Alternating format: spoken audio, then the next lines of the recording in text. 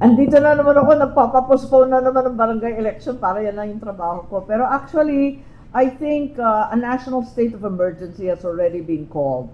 So that started in March. And then it doesn't look like even the end of the Iran war will bring us back to lower gasoline costs. So the crisis will continue.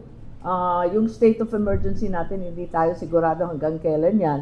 So, palagay ko, that's a very, very serious consideration. And also, the new law already says that the barangays have 4 years as their term.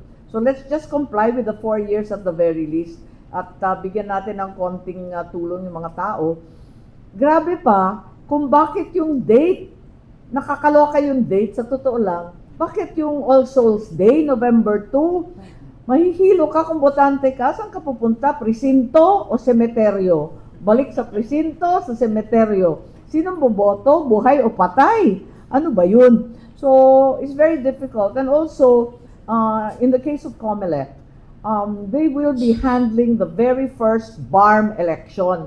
Alam naman natin, ang BARM election, ibang level. Nagkakaroon ng military encounter, may bomba ka naririnig.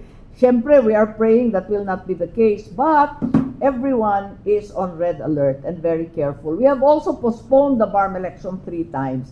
Back-to-back, October BARM election, wala pang isang buwan, November 2, barangay election. The elections are different. One is automated sa BARM, the other one is manual. Ang gulo sobra. Tapos 1,000 yung sa barangay election.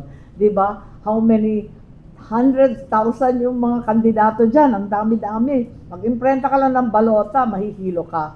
So, I'm suggesting that rather than deprive and disenfranchise a large number of Filipino voters because of the cost, the inconvenience, and the